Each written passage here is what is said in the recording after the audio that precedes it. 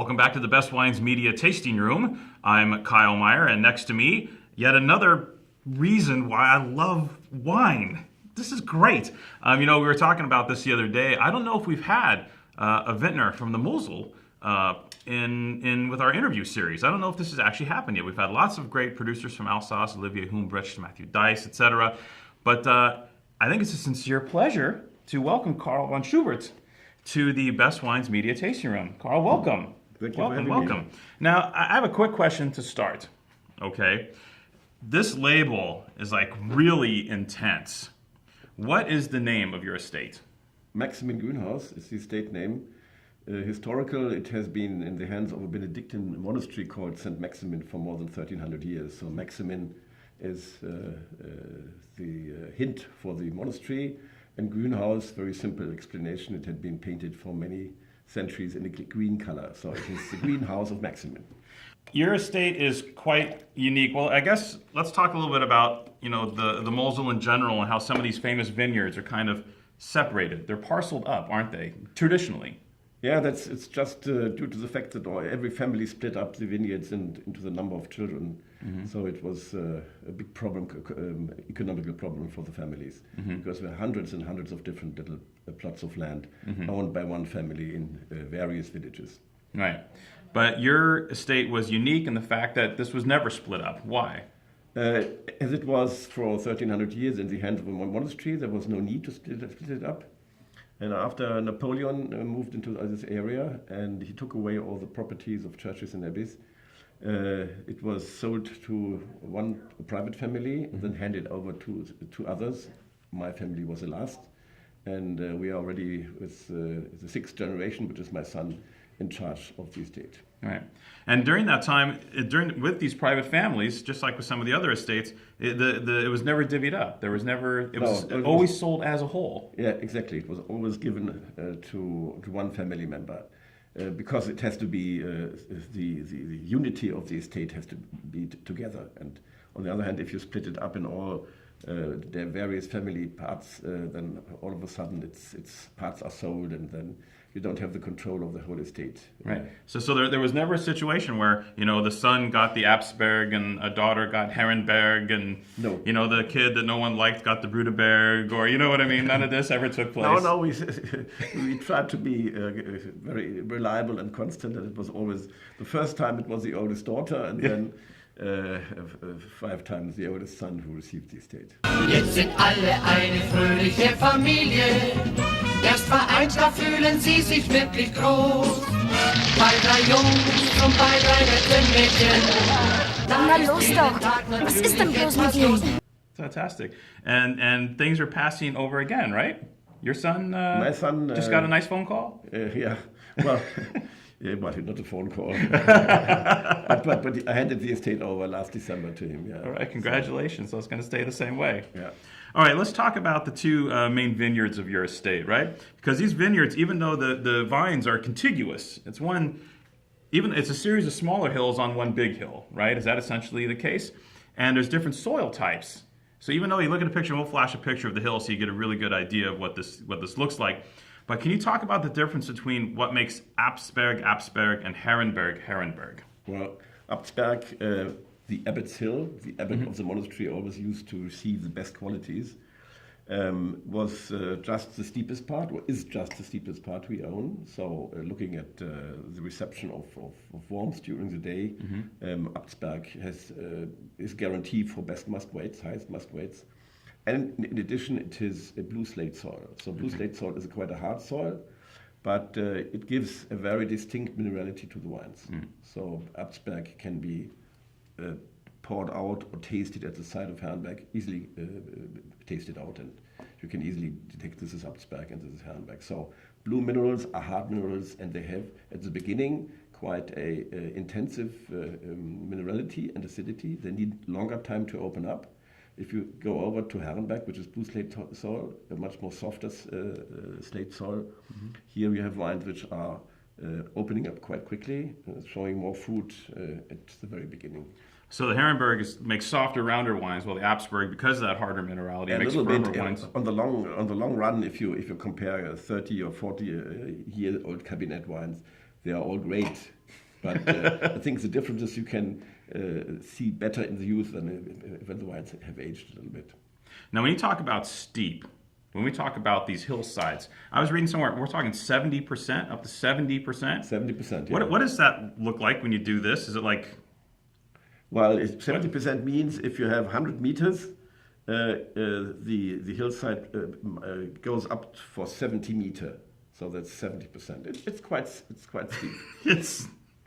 If you're sitting on a Caterpillar tractor and going down by 70%, you know, Look straight down. it's special, you know. It's very special. And not everybody is daring to do it. Thought you were afraid of heights. No, I'm not afraid of heights. I'm afraid of falling. Oh yeah, well just don't look down. Can you put a tractor in that vineyard? Yeah, we have now new little ingenious Italian Caterpillar tractors which are held by cable traction. So that's a special security. Okay, so yeah, they got some help. They got some help. So until about 60% we drive up and down. Yeah. If the weather is okay. If it's too wet, we don't do it can't because do we have a natural green cover crop on the vineyards. But if it goes to 70%, we have a special tractor which secures the Caterpillar tractor going up and down. I've been on these vineyards. You have no idea. The best I can equate it to is, I don't know, when I was a kid, I used to go to like the water park. You know, they had these water slides. And I remember being on the edge of the water slide, looking down and going like, okay, I don't want to do this.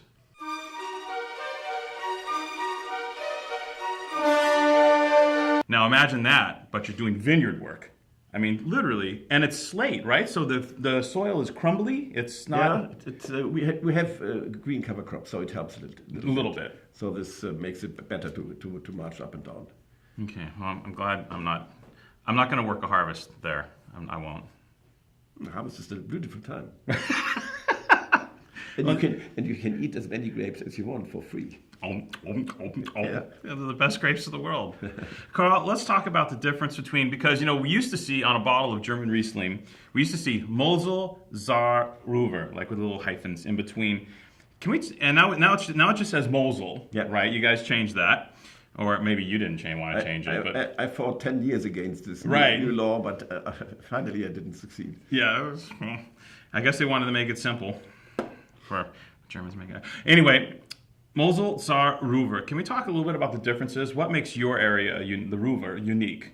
Well, the Ruwer by any means is the smallest part. So if you take the whole Mosel, which has about 9,000 hectares of size, the Ruwer is only 180 hectares. So it's extremely small. It's really that small. Yeah, it has been bigger, but there had many wine growers had stopped wine growing because it was so steep, because it didn't reach the prices they didn't want to have. Yeah.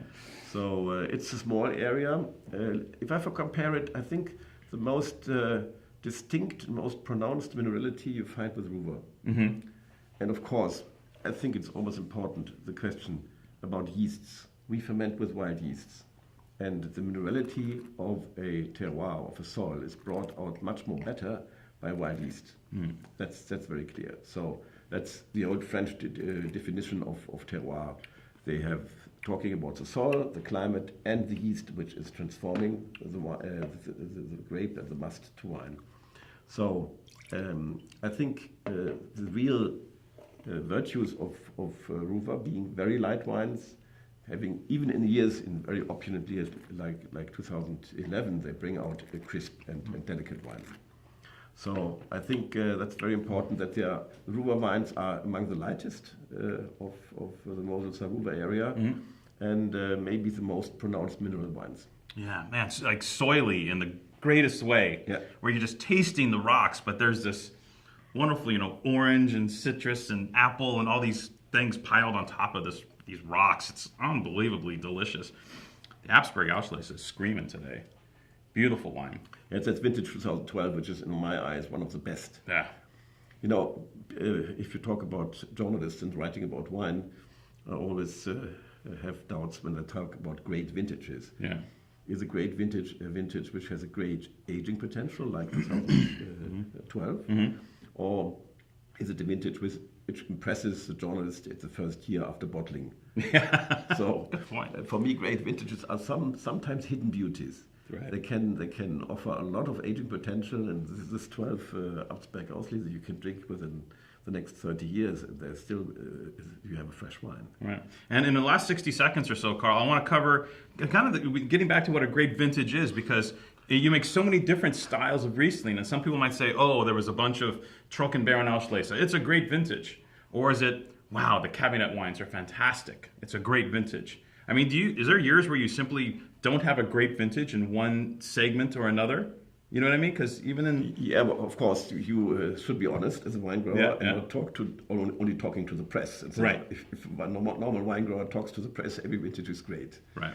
So I think a vintage like 12 is a great vintage because it has lots of different wines, from Qualitätswein to Trocken to Superior, we tasted before, up to the high-class Auslese wines, and they're elegant and they show the virtues of Ruwer, of Maximin Grünhaus. Right. This is more important. I love Beerenauslese, I love Trockenbeerenauslese, but at the end, when you have the wines 20, 30 years later, you have a better feeling if you have elegant, very, very refined, nice to drink Cabinet and Spätlese wines. Yeah, I'm with you. I think a great vintage is when the Cabinet and Spätlese wines are awesome. Yeah, Yeah, because that's what I'm drinking on a regular basis. I don't know about you. What do you drink at home? You drink mostly cabinets and... Yes, if possible, the older vintages. So going to the 80s, of course. You probably have a few things to work. Yeah, okay. Like 88 is really one of my favorite vintages. I was going to ask, what's the vintage right now that's 88 working is for you? perfect. 88. Yeah, it's really perfect. Folks, before we close, I want to talk about this, the ageability of German Riesling. These wines age remarkably well. If you've never kept a bottle of German Riesling 15, 20 years, a great Cabinet or Spätlese from like Maximin Grünhaus or one of these estates, these wines do fantastic and they turn into something wonderful, something beautiful with 2 decades in the bottle. You wouldn't expect it from a bottle of Riesling, right, traditionally, but these are unique and special wines. What an honor. Carl von Schubert in the house. Thank you, sir. Thank you. Yeah, Great sincere pleasure. treat. Yeah, thanks for enlightening all of us today a little more on the world of Mosel Ruwer Riesling. Ciao.